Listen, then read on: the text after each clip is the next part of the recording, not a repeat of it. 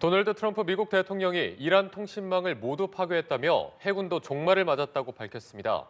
앞서 트럼프 대통령은 이란이 매우 강력한 타격을 입을 것이라고 경고했는데요. 네, 국제부 연결해서 자세한 내용 알아보겠습니다. 이지은 기자.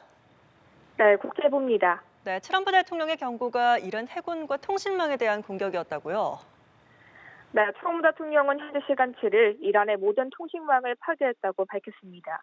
트럼프 대통령은 중남미 12개국 정상회의에서 작전이 순조롭게 진행되고 있다며 이같이 말했는데요. 그러면서 사흘 만에 42척의 해군 함정을 격침했다며 해군이 종말을 맞았다고 덧붙였습니다. 또 이란 공군도 격파했다며 연신 이번 작전의 성과를 강조했는데요. 지난해 이란 핵시설을 공격하지 않았다면 핵무기를 보유했을 거라며 군사작전의 정당성을 거듭 강조하기도 했습니다. 앞서 트럼프 대통령은 소셜미디어를 통해 이란이 현지 시간 7일 매우 강력한 타격을 입을 거라고 경고했는데요. 그러면서 나쁜 행동 때문에 목표물로 고려되지 않았던 지역이 검토 대상이 됐다고 덧붙였습니다.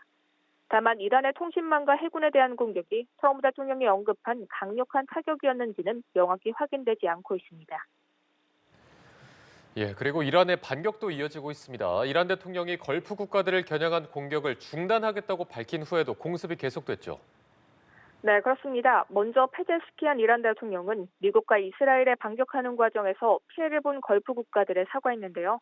그러면서 이란을 공격하지 않는 한 이들 국가에 대한 공격을 중단하는 안을 승인했다고 밝혔습니다. 하지만 몇 시간도 지나지 않아 걸프 국가들이 잇따라 이란의 공격을 받은 것으로 드러났습니다. 이슬람 혁명수비대는 이날 바레인 내 미군 기지를 공격했다며 해당 기지에서 이란 내 공장을 겨냥한 공격이 있었다고 주장했습니다. 아랍에미리트는 두바이에서 이란 미사일 등을 요격했다고 밝혔는데 두바이에서는 요격된 물체 잔해가 떨어지며 아시아계 운전자가 사망하는 사건이 발생했습니다.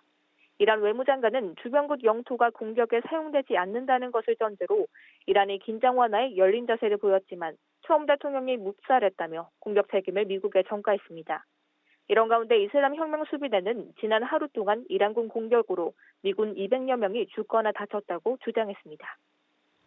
네, 이런 가운데 트럼프 대통령이 이란전에서 쿠르드족의 개입을 배제하겠다는 입장을 밝혔습니다. 불과 이틀 전만 해도 쿠르드족의 이란 공격은 훌륭한 일이다라고 했었는데 입장이 그새 바뀌었네요. 네, 그렇습니다. 트럼프 대통령은 이란전에 쿠르드족이 개입하는 것을 원하지 않는다는 입장을 밝혔습니다.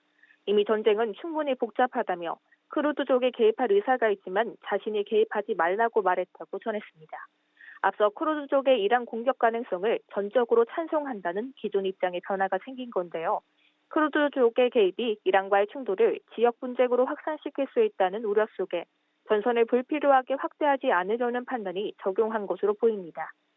이란 안보수장은 한 언론 인터뷰에서 대이란 전투 투입설이 도는 쿠르드족을 향해 실수하면 책임을 묻겠다고 전달했다고 말했습니다. 또 미국과 이스라엘의 목적이 이란의 근본적인 해체였다고 언급했는데요. 그러면서 이란이 베네수엘라와 같을 것으로 생각했지만 그들은 함정에 빠졌다고 말하기도 했습니다. 지금까지 국제부에서 연합뉴스TV 이지훈입니다.